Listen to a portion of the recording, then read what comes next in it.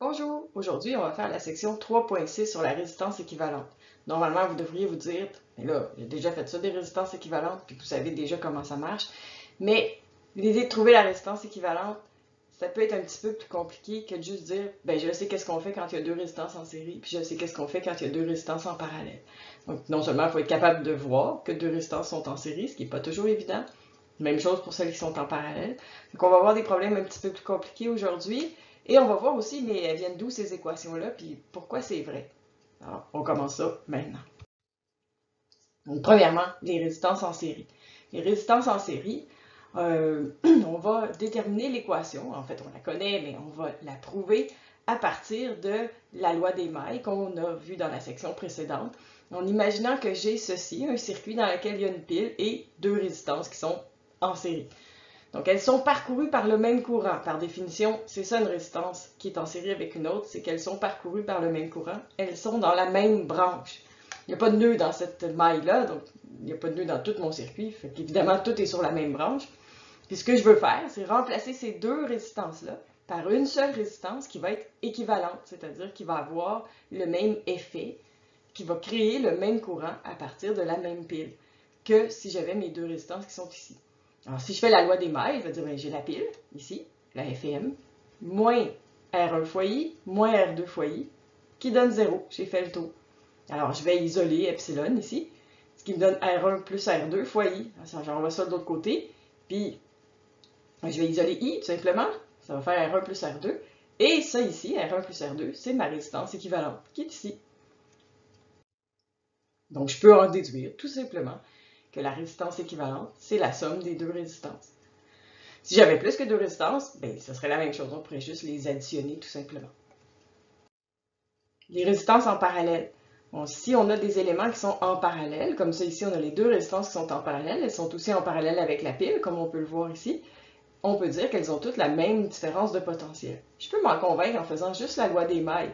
Si je fais la loi des mailles sur la maille 1 ici, mais je veux dire j'ai la différence de potentiel sur la pile, epsilon, plus la différence de potentiel sur ma résistance, delta V R1, qui est égal à 0. Donc, nécessairement, la grandeur de ces deux-là doit être égale, mais de signe opposé. Là, si je fais la loi des mailles dans l'ordre où je le lis, mais nécessairement, ils ont le même delta V. Celui-là moins celui-là doit donner 0. Même chose si je fais la maille 2, bien, la différence de potentiel ici, moins R fois I doit donner 0. Et donc, le delta V qui est ici, en valeur absolue, va me donner la même chose que ça ici, puis la même chose que ça ici. Ils ont tous le même delta V. Si on utilise la loi des nœuds, bon, par exemple, ici, au point B, on a le courant I1 et le courant I2 qui entrent, on a le courant I qui sort et le courant I qui sort, et nécessairement, le courant I n'a pas le choix d'être égal à la somme du courant I1 et du courant I2. Donc, tout ce qui entre doit ressortir. Fait que si je me sers de ça, je vais dire, ben, mon courant I1, c'est delta V sur la résistance 1, delta V qui est ici sur R, delta V égale RI, donc si j'isole I, ça fait delta V sur R, et je remplace le courant I2 par delta V R2 sur R2. Comme mes delta V sont toutes pareilles, je peux dire que c'est la même chose que d'écrire epsilon sur R1 plus epsilon sur R2. Ce que je veux faire, moi, encore une fois, comme tantôt, c'est remplacer ces deux résistances-là par une résistance qui serait équivalente, c'est-à-dire qu'avec la même pile, j'obtiendrais la même valeur de courant I que j'avais ici. Alors, avec l'équation que j'avais tantôt, je peux isoler le epsilon en avant et dire, ben en arrière dans ce cas-ci, et dire 1 sur R1 plus 1 sur R2 fois epsilon me donne I. Et ça ici, c'est ce qui va remplacer R équivalent. C'est-à-dire que ma résistance équivalente, delta V, égale R équivalent fois I. Si je garde I de ce côté-ci, ben je vais trouver que finalement, je peux remplacer 1 sur R1 plus 1 sur R2 par 1 sur R équivalent. Pour garder l'équation, toujours la même loi de Ohm. Ici, epsilon égale R équivalent fois I. Si j'isole I, ça me donne epsilon sur R équivalent. Je l'ai écrit comme ça pour qu'on voit bien que dans l'équation, j'ai remplacé cette portion-là par celle-ci. C'est ça qui me mène à l'équation 1 sur R équivalent égale à 1 sur R1 plus 1 sur R2. Évidemment, si j'en avais plus que 2, je pourrais continuer tout simplement et additionner l'inverse des valeurs de chacune des résistances. C'est ça mon équation dans le cas des résistances équivalentes en parallèle. Donc, ce qu'on observe, c'est quand j'ai des résistances qui sont en série, elles sont parcourues par le même courant. Elles sont dans la même branche. Quand j'ai des résistances qui sont en parallèle, elles ont la même différence de potentiel. Elles sont en parallèle, par définition, c'est ça que ça veut dire. Et je peux trouver une résistance équivalente avec l'équation 1 sur R équivalent égale à 1 sur R1 plus 1 sur R2, etc.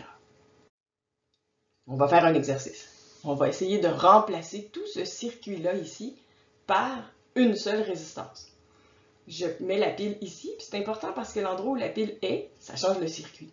On va le voir après. Là, on vous dit que dans ce problème-là, c'est la situation 1 à la page 256, que toutes les résistances, c'est des 60 ohms. Fait que je veux remplacer ces 7 résistances-là par une seule. Qu'est-ce qu'on va faire? Ouais. La plupart du temps, ce qu'on vous recommande de faire, c'est de commencer le plus loin possible de la pile. Trouver des éléments qui sont soit en série, soit en parallèle. Par exemple, ici, ma résistance 5 et ma résistance 6 sont très clairement en parallèle. On les a dessinés de façon à ce que ce soit évident. Puis pour les besoins de la chose, je vais leur donner des noms un petit peu plates, là, mais juste pour qu'on sache qu'est-ce qu'on est en train de remplacer. J'ai deux résistances en parallèle, R5 et R6. Fait que je vais dire 1 sur R5,6, qui va être ma résistance équivalente de ces deux résistances-là. C'est 1 sur R5 plus 1 sur R6. Fait que 1 sur 60 plus 1 sur 60, ce qui fait 1 sur 30, ce qui veut dire que R5,6, ce qui remplace ceci, vaut 30 ohms. Je peux aussi, à l'autre extrémité, remplacer R1 et R2. Ils sont en série, on les voit clairement. R1 plus R2, ça va juste être 60 plus 60, 120. Tout simplement. Donc ça, c'est quelque chose que je peux faire aussi dès le départ. Fait que maintenant, qu'est-ce que j'ai? J'ai remplacé R1 et R2 par R12, qui vaut 120. Et j'ai remplacé R5 et R6 par R5,6. Et ça te vaut 30. On n'arrête pas là, évidemment. On le fait par étapes. Qu'est-ce qu'on va faire? On voit maintenant que ces deux résistances-là sont en série. Comment je sais qu'elles sont en série? Parce qu'il n'y a pas de nœud entre les deux. Il y en avait un tantôt. Il y avait un nœud ici entre R5 et R6. Mais, puis R4. Mais il n'y a plus de nœud maintenant. Maintenant que j'ai remplacé R5 et R6, tout ça ici, c'est devenu la même branche. Fait que qu'est-ce que je peux faire? Je peux juste les additionner. Elles sont en série. R4 puis R5,6. Ça va me donner 90 ohms. Maintenant que j'ai fait ça, je vois maintenant que R456 est en parallèle avec R3. Alors, je vais remplacer tout ça par une seule résistance que je vais appeler R3456. Comme elles sont en parallèle, j'utilise cette équation-ci. Alors, 1 sur 60, R3 ici, et 1 sur 90, mon R456 que j'ai ici. Et ça va me donner 36. Donc, maintenant, je peux remplacer tout ce moton-là ici par une seule résistance de 36 ohms. Ça va avoir l'air de ça. Ici. Et qu'est-ce que je remarque? Maintenant, toutes mes résistances sont en série, il n'y a plus de nœud du tout, je n'ai qu'une seule branche, et donc je peux additionner toutes ces résistances-là. Celle-là, j'avais trouvé qu'elle valait 120. Celle-là, on a trouvé qu'elle vaut 36. Celle-ci, c'est celle de départ, elle vaut 60. Et donc, je peux les additionner, elles sont toutes en série. Ça va me donner 216 ohms. Si on prend le même schéma, mais qu'on change la pile de place, ça ne donnera pas le même résultat. Évidemment, c'est fait dans le livre. Si vous voulez voir ce que ça donne, vous pouvez regarder, mais je vous encourage à l'essayer par vous-même juste pour suivre les étapes comme on l'a fait dans l'exercice précédent.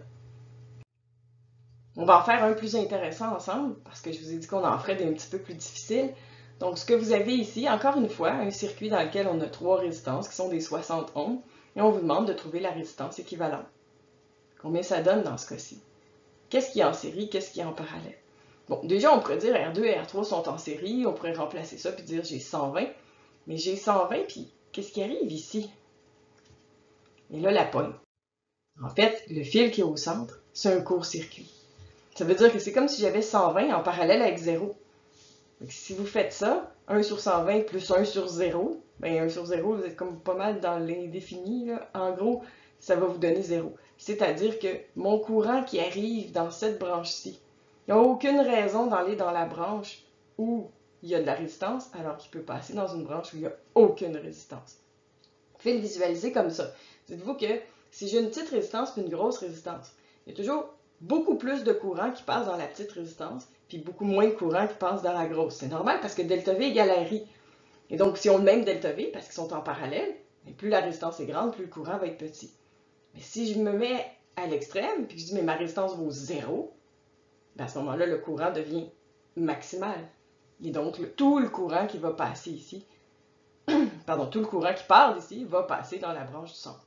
C'est comme si la résistance équivalente de tout ça, c'était 0. En fait, les deux résistances ici sont court-circuitées, ce qui signifie qu'il n'y a pas de courant qui passe par là. Et donc, c'est comme si elles n'étaient pas là. Mon courant passe uniquement dans la branche du centre.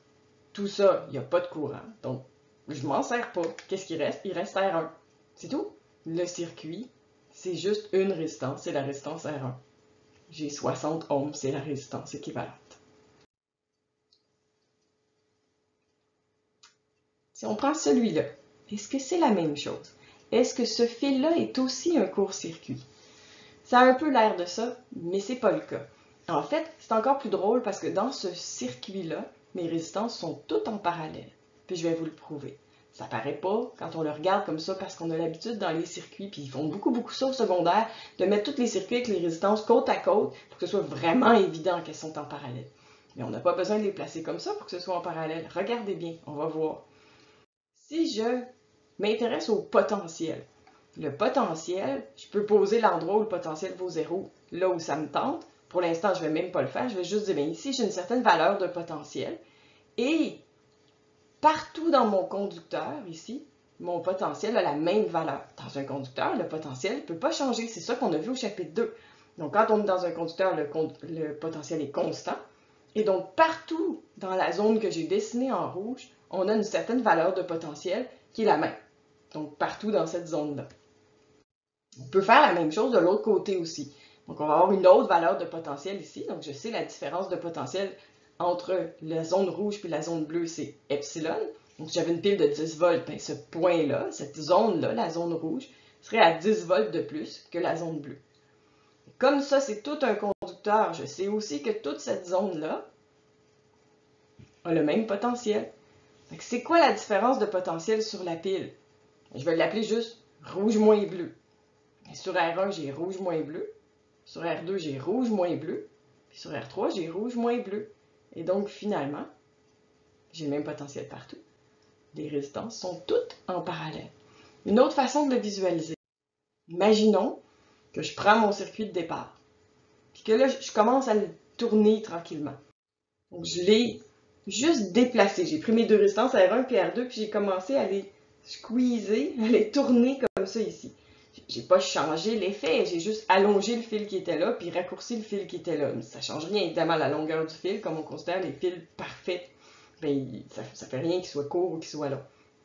Donc, je continue à le bouger.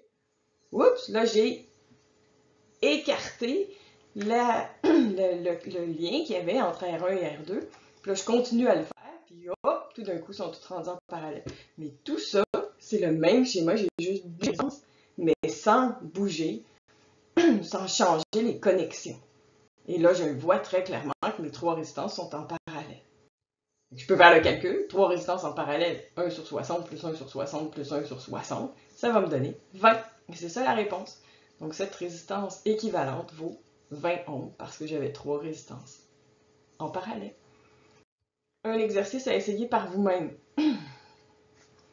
Toutes les résistances sont des 20 ohms. Donc, c'est l'exercice 3.6.9a dans votre livre. Toutes les résistances sont des 20 ohms. Et on vous demande de remplacer ces 8 résistances-là par une seule résistance équivalente. C'est ça l'objectif. On fait ça ensemble. Au prochain cours. Bye bye.